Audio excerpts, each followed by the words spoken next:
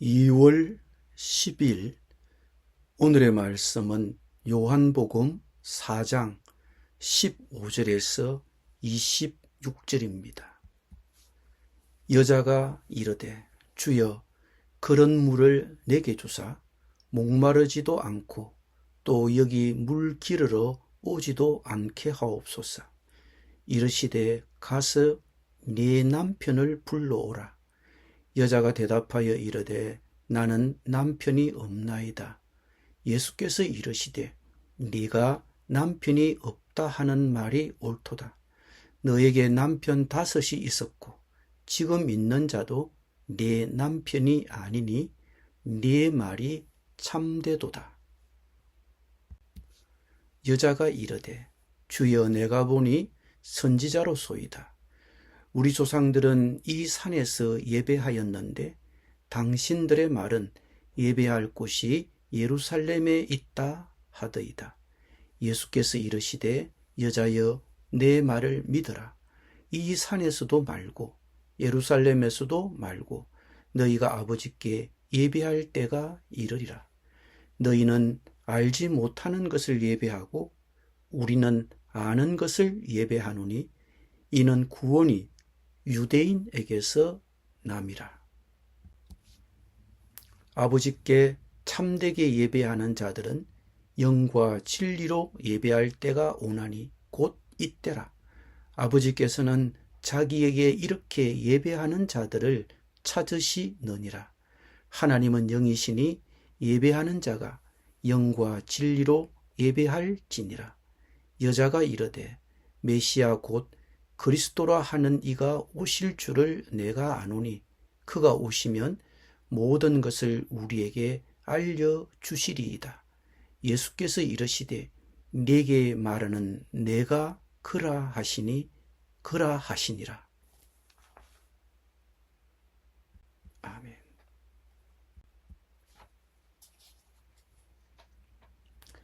예수님께서 이 사마리아 여인에게 말씀하십니다. 이 물을 마시는 사람은 다시 목마를 것이지만 내가 주는 물을 마시는 사람은 영원히 목마르지 않을 것이다. 것이며 내가 주는 물은 그 사람 속에서 영생하도록 솟아나는 샘물이 될 것이다. 주님, 이 물을 제게 주십시오. 그러면 제가 다시는 목마르지 않고 물을 기르러 여기까지 오는 수고도 들 수 있을 것입니다.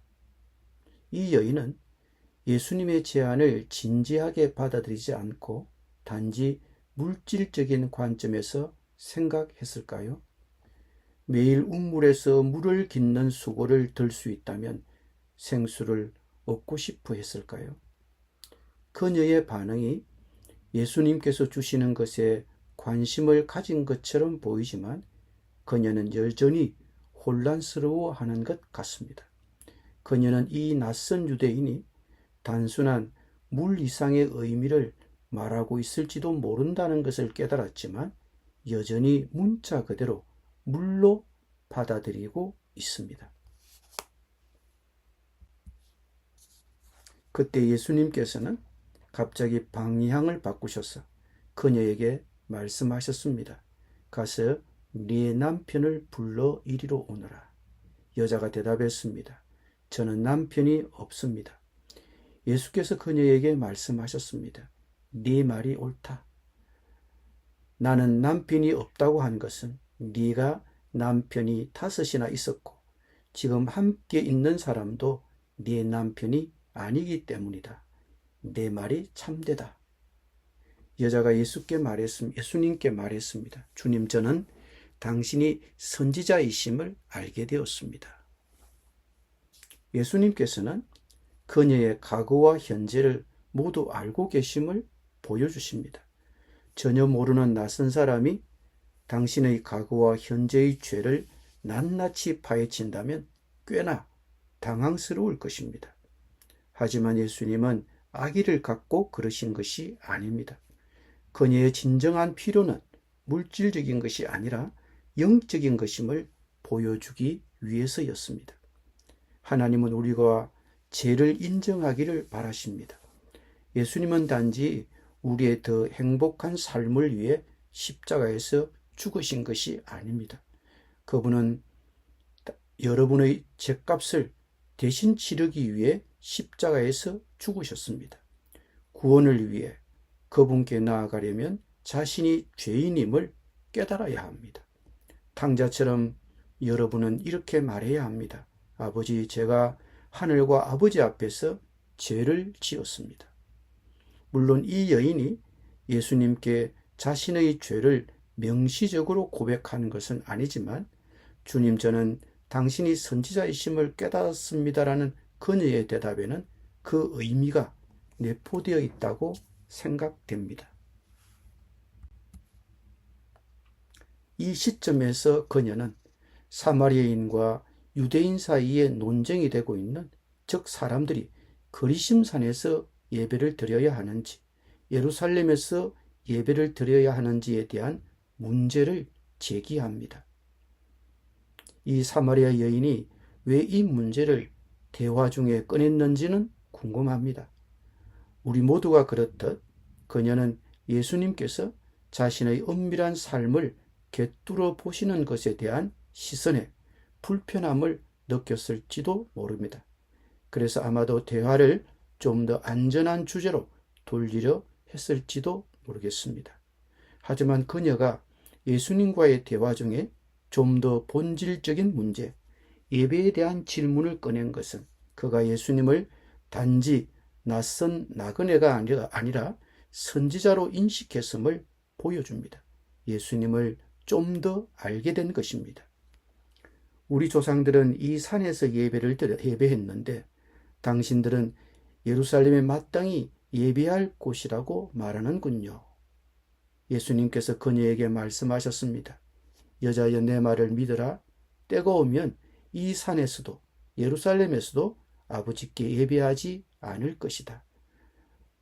당신들은 알지 못하는 것을 예배하고 우리는 아는 것을 예배합니다. 구원은 유대인에게서 나오기 때문입니다. 그러나 때가 오고 있으며 지금이 바로 그때입니다. 참 예배자들이 영과 진리로 아버지께 예배할 것입니다. 아버지께서는 이런 사람들을 찾으십니다. 하나님은 영이시니 그분을 예배하는 자는 영과 진리로 예배해야 합니다. 이 말씀은 매우 중요한 내용입니다.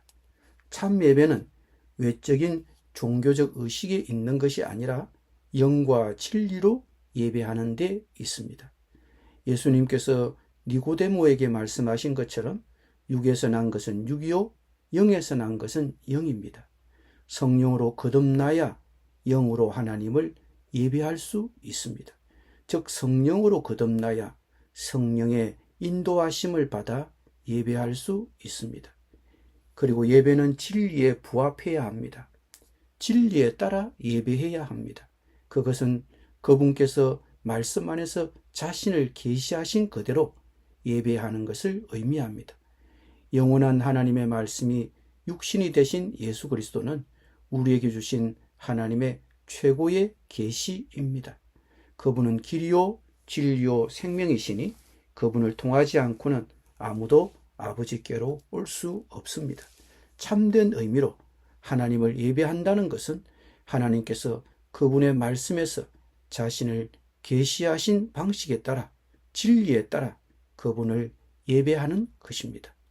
우리는 흔히 영과 진리로 드리는 예배는 영적으로 진실하게 드리는 예배라고 생각하지만 이 구절의 문맥은 다른 해석을 제시합니다. 우리는 성령으로 거듭났습니다. 성령이 우리 안에 거하십니다. 우리는 성령의 인도하심을 받아 예배합니다. 그리고 진리에 따라 예배합니다. 즉 하나님을 예배하는 자들이 영과 진리로 예배한다는 말은 성령의 인도하심을 따라 진리에 따라 예배한다는 말입니다. 여자가 예수께 이르되 나는 메시아가 오실 것임을 압니다. 그분이 오시면 모든 것을 우리에게 알려주실 것입니다.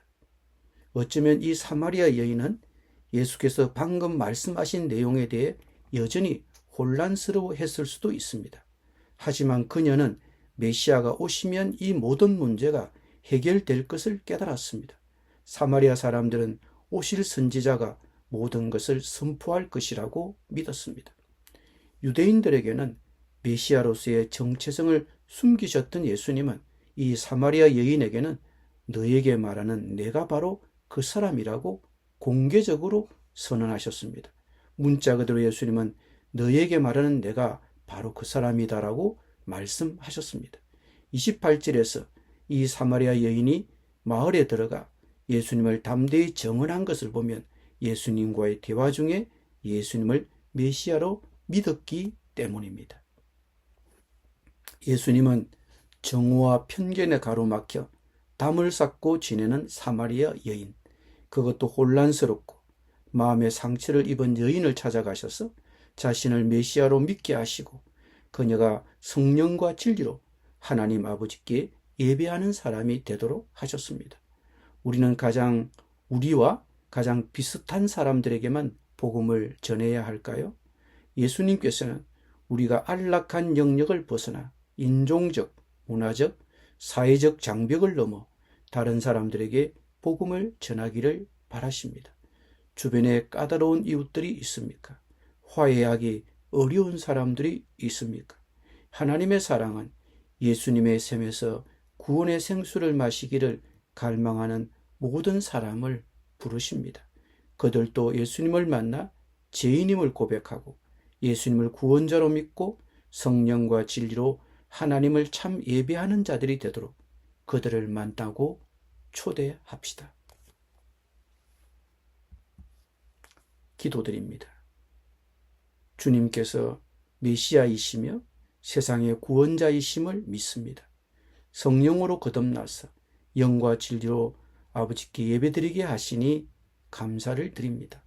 우리 역시 예수님처럼 정오와 편견을 뛰어넘어 소외된 이웃에게도 기쁜 소식을 나눌 수 있도록 그들도 하나님을 참 예배할 수 있도록 성령님 저희들을 사용해 주옵소서.